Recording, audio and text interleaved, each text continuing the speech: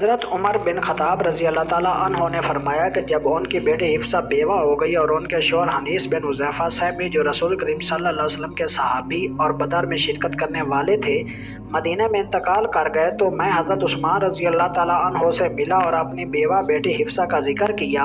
ان سے کہا کہ اگر تم چاہو تو میں ان کا نکاح تمہارے ساتھ کر دوں۔ حضرت عثمان رضی اللہ تعالیٰ عنہ نے کہا کہ میں غور کر کے جواب دوں گا۔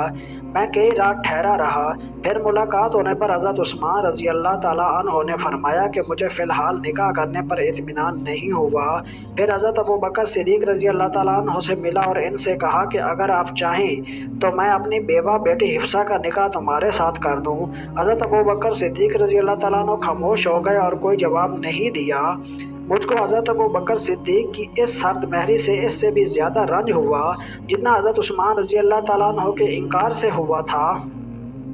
میں کئی راتیں ٹھہرا رہا کہ اتنے میں رسول کریم صلی اللہ علیہ وسلم نے اپنے لیے حفصہ کے نکاح کا پیغام بھیجا۔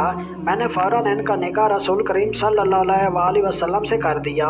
اس کے بعد حضرت ابوبکر صدیق رضی اللہ تعالیٰ عنہ مجھ سے ملے تو کہنے لگے کہ شاید تم کو میرا جواب نہ دینا ناگوار گزرا ہوگا۔ میں نے کہا ایسا ہی ہے۔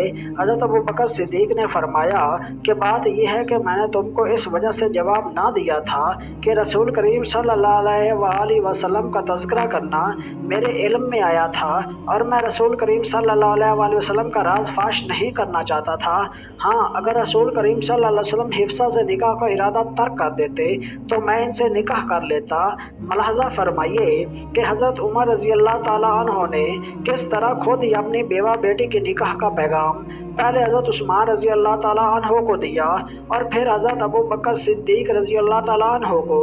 یہ خلفائے راشدین میں سے ہیں جس سے پتہ چلا کہ بیوہ یا متعلقہ کے دوسرے نکاح کو عیب نہیں سمجھنا چاہیے، اور یہ بھی پتہ چلا کہ لڑکی والوں کو یا لڑکی کے سرپرستوں کو خود کسی لڑکے یا کسی کے سرپرست کو نکاح کا پیغام بھیجنا جائز ہے، اور یہ عمل غیرت و حیا کے خلاف نہیں، مگر آج کل کی لڑکی والوں کی طرف سے خود کسی جگہ نکاح کا پیغام دینا عیب سمجھا جاتا ہے، جس کے نتیجے میں لڑکیوں کی عمریں گزر جاتی ہیں اور وہ بوڑھی ہو جاتی ہیں۔